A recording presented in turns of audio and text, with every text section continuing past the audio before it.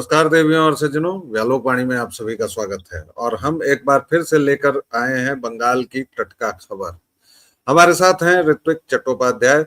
आपका बहुत बहुत स्वागत है ऋत्विक जी। सर्वप्रथम आपको और आपके प्यारे प्यारे दर्शकों को, प्रबुद्ध दर्शकों को जय जय सिया राम, हर हर महादेव, वंदे मातरम। और आज चूंकि प्रतिपदा है तो चैत्र नवरात्र की हार्दिक हार्दिक शुभकामनाएं जी। शुरू करने से पहले एक वीडियो दिखाना चाहता हूं। बंगाल में 2500 कंपनियां तैनात की जा रही हैं, सेंट्रल फोर्सेज। ये अभूतपूर्व है, ऐतिहासिक है। न भूतो भविष्यति का पता नहीं, लेकिन भूतकाल में कभी ऐसा नहीं हुआ। 2500 कंपनियां मतलब लगभग 3.5-4 लाख, 4 लाख पर्सोनल। इतनी मात्रा में, इतनी संख्या में केंद्रीय बल क्यों आ रहे हैं, इसका जवाब इस वीडियो में दिखेगा।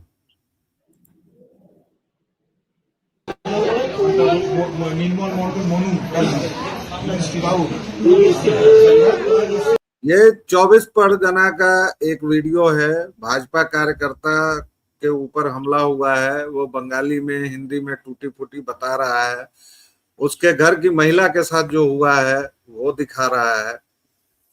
और ममता बनर्जी के भाषणों की हमने चर्चा कर ली, किस तरह वो कह रही हैं कि अगर वो नहीं रहेंगी तो एक समुदाय उठेगा और दूसरे समुदाय के लिए खतरा पैदा हो जाएगा। ये ममता बनर्जी कह रही हैं, जो वहां की कथित तौर पर चुनी हुई मुख्यमंत्री हैं।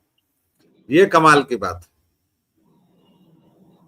सुप्रीम कोर्ट ने फिर उनको लताड़ लगाई है आईपैक के मसले पर। उन्होंने कहा कि आप डिक्टेट करने की स्थिति में नहीं है और डिक्टेट आप नहीं कर सकती हैं। डिटेल्स ऋत्विक जी बताएंगे। मैं केवल 2-3 घटनाओं का उल्लेख कर दे रहा हूं। सेंट्रल फोर्सेज की नियुक्ति, ममता बनर्जी की बौखलाहट और हिंसा में बढ़ोतरी। ऐसा लग रहा है जैसे हम पुराने बिहार का दौर देख रहे हैं। वो भी तब जब बैलेट पेपर से होता था चुनाव और मतदान के लिए छीना झपटी होती थी, बूथ लूट लिए जाते थे। आज के दौर में बंगाल में ये सब हो रहा है। ऋत्विक भाई, शुरुआत मैंने कर दी है। ईंधन आप जलाएं। आजकल ईंधन और हौसला बहुत चर्चा में है जी। आलोक भाई, देखिए ऐसा है, हम बंगालियों की, जो बंगाल में रहते भी हैं और बंगाल से बाहर रहते हैं, इनकी बड़ी स्थिति अभूतपूर्व है। और वो आज से 80 साल 90 साल पहले से नहीं है, 500 साल समझ लीजिए। जब वहां पर जो जुडिशियल ऑफिसर्स जो SIR का काम करने आते हैं, उनको धमकी देते हैं। और कोर्ट्स, जैसे मैंने आपको पहले भी बताया था कि कोलकाता हाई कोर्ट को, मुर्शिदाबाद को, मतलब सेशंस कोर्ट को, मालदा सेशंस कोर्ट को और डिस्ट्रिक्ट कोर्ट्स को अगर बॉम्ब के ईमेल्स जाते हैं या कॉल्स जाते हैं, तो आप समझ लीजिए कि वहां की आम जनता का क्या हाल है। तो मुझे रह रहकर जगजीत सिंह जी की एक गजल है या उनकी एक नज्म है, उनकी नज्म का कि कुछ अशियार याद आ रहे हैं। वो ऐसा है जो हम बंगालियों की हालत और हालात को बयां करता है कि मिली हवाओं में उड़ने की वो सजा यारों, कि मैं जमीन के रिश्तों से कट गया यारों। तो ये हालत हमारी है बंगालियों की, ये हमारी हालत है। जब वहां पर पुलिस के लोग सुरक्षित नहीं है, जब वहां पर जजेस सुरक्षित नहीं है, जब वहां पर जो अभिजात संपन्न और सब तरफ से जिसे कहते हैं सुरक्षित लोग भी सुरक्षित नहीं है, जो राज परिवार से आते हैं, जमींदार परिवार से आते हैं, वो सुरक्षित नहीं है, तो हमारी और आपकी बिसात क्या है। इसीलिए ये एक तरह से तमाचा है व्यालोक भाई। 4 लाख अगर पर्सनल्स जा रहे हैं वहां पर निगहबानी करने के लिए, जो कभी भी आज तक नहीं हुआ। उत्तर प्रदेश में भी, जहां पर इतनी ज्यादा उन लोगों की संख्या होने के बावजूद भी, और वहां पर दंगों का जिसे एपिसेंटर कहा जाता था, वहां पर भी कभी नहीं इस तरह से फोर्सेस तैनात हुई। तो ये हम लोगों के लिए सोचने का विषय है कि हमारा बंगाल जो है, जो 500-600 साल पहले सेन साम्राज्य से पहले सनातन का गढ़ हुआ करता था, उसका क्या हाल हो, हम कहां से कहां आ गए। हमारा दिल रोता है, हम अंदर से खून के आंसू रोते हैं जब उसी बंगाल को देखते हैं रक्त से सना हुआ, जब जाते हैं सुंदरबन के अंदर देखते हैं कि वहां पर प्रसव पीड़ा में पड़ी हुई एक स्त्री जो भयंकर पीड़ा में है, चीख रही चिल्ला रही है, उसको अस्पताल ले जाने के लिए 3 से 4 घंटे जल मार्ग से आना पड़ता है। कभी कभी उसमें जच्चा और बच्चा दोनों की मृत्यु हो जाती है। या वहां पर मछली पकड़ने के लिए जाते हैं तो बाघ का शिकार हो जाते हैं, मगरमच्छ का निवाला बन जाते हैं, या कुछ नहीं तो जहरीले सांप ही उन लोगों को काट कर उनको अपाहिज बना देते हैं। ये सारी चीजें हैं और वही हाल कमोबेश बंगाल का है। कुपोषण, भुखमरी, बेरोजगारी। ये कहते हैं ना कि रोजगार खत्म हो गया, मैं कहता हूं कि बीजेपी के सरकारों में लाख बुराइयां सही, लेकिन बीजेपी सरकार ने एब्सोल्यूट पॉवर्टी को बहुत हद तक भारतवर्ष से खत्म कर दिया। लेकिन आज भी बंगाल के कई ऐसे इलाके हैं जहाँ पे एब्सोल्यूट पॉवर्टी है। जाकर देखें लोग किस तरह से चीथड़ों में लिपट के सोते हैं, सकट ठंड में, चिलचिलाती धूप में, झमझमाती बरसात में। समझ में आ जाएगा कि कितनी वहां पर कुपोषण है, कितनी वहां पर निर्धनता है। और जब भी गंगा माँ के ओट के सामने खड़ा होता हूं तो मुझे सिर्फ वही 4 लाइनें याद आती, हो सकता है आप मेरे से सहमत ना हो। पंडित नरेंद्र शर्मा ने लिखा था, नैतिकता नष्ट हुई, बंगाल को देखता हूं जब और गंगा को देखता हूं जब, नैतिकता नष्ट हुई, मानवता भ्रष्ट हुई, निर्लज्ज भाव से बहती हो क्यों, विस्तार है अपार, प्रजा दोनों पार, करे हाहाकार, निस्तब्ध सदा वो गंगा तुम, वो गंगा बहती हो क्यों। ये हाल है, ये प्रस्तावना है मेरी। आप अगर कुछ जोड़ना चाहें तो जोड़ें। इसी गाना को भूपेन हजारिका ने गाया था ना, जी, और गंगा तुम्हें बोहे छे केनो, कोई केनो, बोहे छे केनो, निस्तब्ध अपार, वगैरह वगैरह। वैसे भूपेन हजारिका अच्छा गाते थे। बंगाल की टटका खबर दीजिए हमें, अभी क्या चल रहा है, क्या हो रहा है और आगे क्या संभावनाएं हैं। ममता बनर्जी का पागलपन कितने डिग्री बढ़ा है, कितने डिग्री उतरा है, अभिषेक बनर्जी कहाँ पाए जा रहे हैं, और अगले आने वाले दिनों में हम क्या क्या देख सकते हैं। क्योंकि भवानीपुर से तो शुभेंदु अधिकारी खुद लड़ रहे हैं और वो नंदीग्राम में पहले हरा चुके हैं। अब इस बार उनका इतना बढ़ा हुआ है कि वो इस बार आ गए हैं कि नहीं, हम इस बार भवानीपुर में भी पटकी देंगे। लेकिन ये जो 10% का डिफरेंस है साहब, पिछली बार लगभग 38% मिला था बीजेपी को और 77 सीटें, और ममता बनर्जी की पार्टी को, टीएमसी को, करीबन 48% वोट मिला था। 10% बहुत बड़ा मार्जिन होता है। शायद इसीलिए एसआईआर को लेके उनकी इतनी बौखलाहट थी, क्योंकि एसआईआर में तो 60,000 वोट भवानीपुर से ही कट गए हैं और वो जीती थी शायद 62 या 63,000 से। तो फाइट तो 58,000 से जीती थी। तो ये फाइट तो अब टफ क्या, ये तो मतलब कुछ और ही हो गया। लेकिन बीजेपी क्या करेगी? 10%। पिछली बार भी हल्ला हुआ था, बहुत शोर सुनते थे पहलू में दिल का। आपने शेर सुनाए तो मैं भी सुना देता हूं।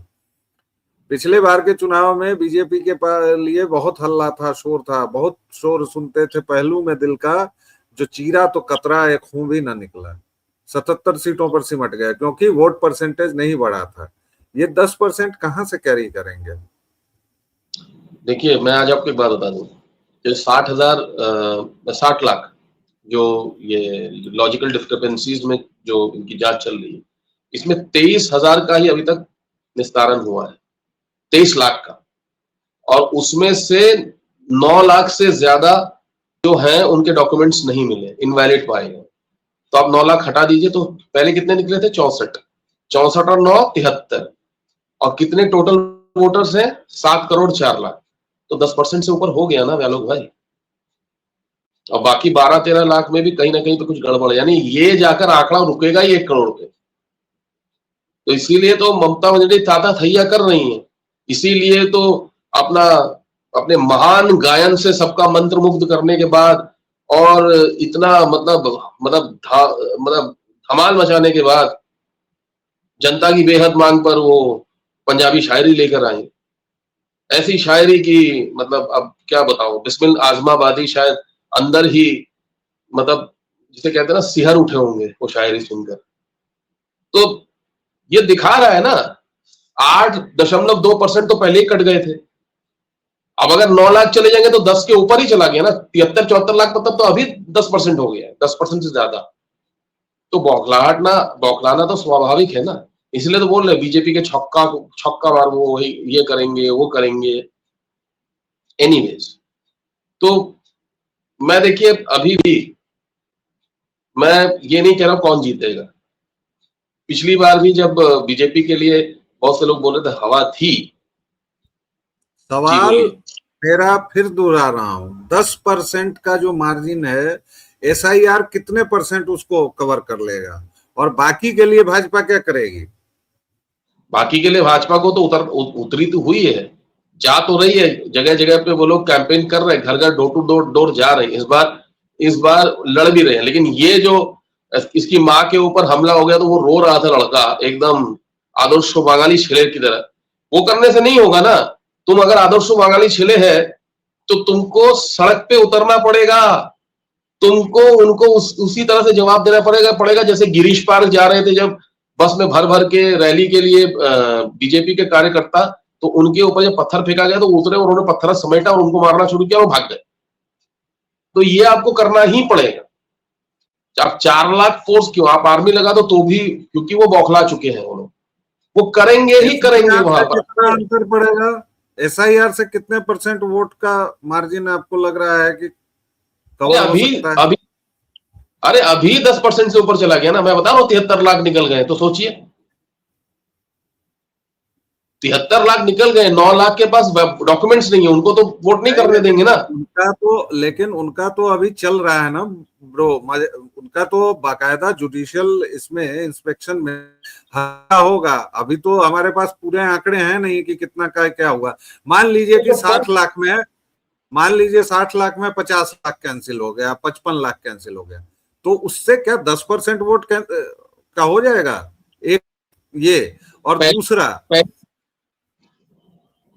दूसरा क्या भाजपा इसीलिए, भाई केंद्रीय गृह मंत्रालय किसके पास है? अमित शाह जी के पास है, और वो उस जहांगीर को वाई श्रेणी की सुरक्षा दे रहे हैं। ये रिश्ता क्या कहलाता है? कहीं रजाकार ओवैसी की तरह ये भाईजान भी तो बीजेपी की बी टीम नहीं है। इन दोनों पर टिप्पणी जी। देखिए पहली चीज तो ये है कि राज्यसभा के जो इलेक्शन हुए थे उससे लोगों को क्लियर हो जाना चाहिए कि ओवैसी तो बी टीम तो है नहीं बीजेपी की, साफ साफ समझ लेंगे। पहली चीज ये है कि जब 9 लाख पहले ही 63 लाख लोग कट चुके हैं, वो वोट नहीं दे पाएंगे, 63-64 लाख वो तो गए, यानी 8.2 या 8.3% चले गए, बाकी 9 लाख कटे हैं, तो लगभग 10% के ऊपर हो ही गया ना, वो ऑलरेडी 10% के ऊपर हो गया। कुछ लोग बोल रहे 15-16% तक जाएगा, मैं उतना नहीं मानूंगा, 12-13% तक जा सकता है। इतना भी हो गया तो एक लेवल प्लेइंग फील्ड तो मिल जाएगी, बल्कि उससे ज्यादा मिल जाएगी। अब भाजपा उसको किस तरह से कैपिटलाइज कर पाती है, भाजपा के ऊपर है, पहली चीज। दूसरी चीज ये है कि अभी ये जो 74 जो सिटिंग एमएलए के टिकट काट दिए ना, ये बलवा काट रहे हैं, ये टीएमसी के ऑफिस में घुसकर तोड़फोड़ कर रहे हैं, आगजनी कर रहे हैं, दंगे कर रहे हैं। तो ममता बनर्जी चारों तरफ से गिर गई, वो एंटी इनकम्बेंसी को फाइट करने के लिए बीजेपी वाली स्ट्रेटेजी तो ले आई, लेकिन वो जवाब देते उसको नहीं, उनको बन नहीं रहा है कि भाई मैंने निकाला तो किस बेसिस पे, किन ग्राउंड्स पे निकाला मैंने। अब वो लोग बवाल कर रहे हैं, उनमें से कुछ लोगों ने बोला हम अपनी नई पार्टी बनाएगा और लड़ेगा, लीजिए। तो भयंकर खेला हो गया, बड़ा इंटरेस्टिंग हो गया। जहांगीर भाई पर आप कुछ नहीं बोल रहे हैं, जहांगीर भाईजान पर बोलिए। जहांगीर भाईजान जो है, देखिए वो पामेला गोस्वामी ने भी बोल दिया, वो भी वहां की यंग डायनामिक लीडर है। और अब तो हमें ये क्या कहते हैं, प्रदीप भंडारी ने भी बोला है कि उसको वरद हस्त प्राप्त है, क्या कहते हैं इसका, ममता बनर्जी का। अब कहने के लिए तो ममता बनर्जी कह रही है कि मेरे ऊपर हमला हो सकता है, कल परसों की बात है। तो इसीलिए जो मुख्य चुनाव आयुक्त हैं, उन्होंने कहा है कि ममता बनर्जी की सिक्योरिटी बढ़ा दो। नहीं तो आपको मालूम ही है कि अगला कदम फिर वो प्लास्टर चढ़े हुए पांव से ही उठाएंगे, तो या अपना सर फोड़ लेंगे। तो इसीलिए उनके चारों तरफ सुरक्षा का घेरा बढ़ा दिया गया है। यही चीज वो कर रहा था हुमायूं कबीर, तो उसकी तरफ भी उसको सिक्योरिटी दे दिया। अब वो और चिल्ला रहा है कि मुझे सिक्योरिटी की क्या जरूरत है, ये है वो है। तो ये लोग बी टीम सी टीम नहीं है। वो ये नहीं बोल रहे हैं कि मुझे घेरा जा रहा है, ये अमित शाह जानबूझ के किया है, ये मोदी जानबूझ के किया है, सब जगह से हमको घेर लिया है, अपना लोग से घेर लिया है, ऐसा वो नहीं कह रही है कुछ। नहीं, वो कह ही रही है, वो कह रही है। नहीं, कहीं कभी कभी मौन भी बहुत कुछ होता है ना, क्योंकि अब उनको अपना पांव तोड़ने का या सर फोड़ने का तो मतलब मौका मिलेगा नहीं, क्योंकि अब वो अपना अगला कदम प्लास्टर चढ़े हुए पांव से तो उठा नहीं पाएंगे, तो या खपच्ची लगा के उठा नहीं पाएंगे। तो इसीलिए इसी चीज का रोष है। उधर उधर वो भी चिल्ला रहा है हुमायूं कबीर, क्योंकि अगर बाई सिक्योरिटी वाला उसको वो दे दिया है तो उसमें को हो सकता है कि भैया मतलब होम मिनिस्ट्री तक खबर पहुंचे। बहुत सारी बातें बोल नहीं सकते कि ये किस तरह से बाबरी मस्जिद ऑलरेडी उसके फंडिंग के ऊपर तो नकेल कसी जा रही ना। तो ये सारी चीजें हैं। ये जो विक्टिम कार्ड खेलकर सिंपैथी वोट लेने की कोशिश कर रहे थे, उस पर ही मतलब हथौड़ा चला दिया। पिछली बार की गलती बीजेपी नहीं कर रही है, दीदी ओ दीदी वो नहीं। और इसको मोदी वर्सेस मतलब ममता बनर्जी बनाने की कोशिश या टीएमसी बनाने की कोशिश नहीं कर रही, लोकल ही रख रही। तो अपनी तरफ से कोशिश ये दांव तो भाजपा ने बहुत खूबसूरती से चला है। तो क्या मान लिया जाए कि खेला होबे? Concluding remarks please. देखिए, अगर हो तो अच्छा है। और अब तो हर तरह की मानता हूं कि बंगाल की जनता बहुत सालों तक ठगी गई, बहुत उनके साथ अत्याचार हुआ, लेकिन कहीं ना कहीं पे तो आपको उतर के उस अत्याचार का पूर्ण रूप से जवाब तो देना ही पड़ेगा ना, उसका प्रतिकार करना पड़ेगा। आप ही वोट नहीं दोगे तो कैसे चलेगा? डर को बाहर निकालना ही पड़ेगा ना। जब माइक्रो बूथ्स बनाए जा रहे हैं आपकी सोसाइटी में, आप अंदर आइए। यहां तक कि ज्ञानेश कुमार जी ने यह तक कह दिया है, और वो अग्रवाल साहब ने, कि अगर कहीं पर भी इतनी सी हिंसा हुई उस जगह पे रीपोलिंग होगी, करो अब हिंसा। तो अब जो आपको इतना आश्वस्त किया जा रहा है, 4 लाख फोर्स आ रही है भाई, अब क्या चाहते हो? सारी दुनिया की आर्मी अगर आपको इलेक्शन लड़वाए, थोड़ा तो साहस दिखाओ भाई। या वो भी नहीं दिखाओगे? यूपी बिहार की भी हालत आप लोगों से कोई बहुत अच्छी नहीं थी, बद से बदतर थी। वहां के लोगों ने साहस दिखाया था ना, बैलेट पेपर के टाइम पर भी साहस दिखाया था उन लोग। आप लोग दिखाओ ना यार, 2 उंगलियों से क्रांति करो ना, कोशिश तो करके देखो, यही कह सकते हैं। ठीक जी, तो 2 उंगलियों से क्रांति का वक्त आ गया है मेरे बंगाली भगिनियों और बंधुओं। आमार ये काज आछे कि मैं आप लोगों को केवल उद्बोधित करता रहूं, बोलता रहूं। मेरा ट्रांसलेशन का जिम्मा ऋत्विक भाई करेंगे, क्योंकि अब तो मुझे जो थोड़ी बहुत बंगाली आती थी वो भी मैं भूल गया हूँ बोलना। शायद बंगाल में जाते ही बोलने लगता हूँ और घर पर नहीं बोल पाता हूँ। तो आप लगता है गाना, आप कुछ ज्यादा ही गाना सुन रहे हैं उनका, गाना शेर सुन। नहीं नहीं, बंगाली मेरे बहुत अच्छे मित्र रहे हैं भाई। बंगाल मतलब जेएनयू में बंगाली अच्छी खासी संख्या में थे ना, और वहां सरस्वती पूजा वगैरह करते थे। सांस्कृतिक लोग तो होते ही हैं, खैर वो एक अलग विषय है। तो दीदी का गाना सुनकर शेर सुनकर भूल गए। हाँ, हो सकता है। तो दर्शकों श्रोताओं, बंगाल की टटका खबर हम इसी तरह लाते रहेंगे। आप जब ये वीडियो देखेंगे तो वो दिन होगा, चूंकि ऋत्विक जी ने प्रतिपदा कहा है, लेकिन आप ये वीडियो देखेंगे द्वितीया को सुबह सुबह। तो इसलिए चैत्र नवरात्र के 9 दिनों की शुभकामनाएं। माँ भगवती आप सभी को अपना आशीर्वाद दें, हम सभी को वह सुखी बनाए, स्वस्थ बनाए, शांतिपूर्ण बनाए। भारतवर्ष एक बार फिर उसी राह पर चले, उसी रास्ते पर चले जिस पर कभी था। हम सभी हिंदू एक साथ एकजुट होकर रहें। इन्हीं कामनाओं के साथ फिलहाल एक छोटा सा विराम, फिर मिलेंगे। तब तक के लिए जय जय जय जय श्री राम।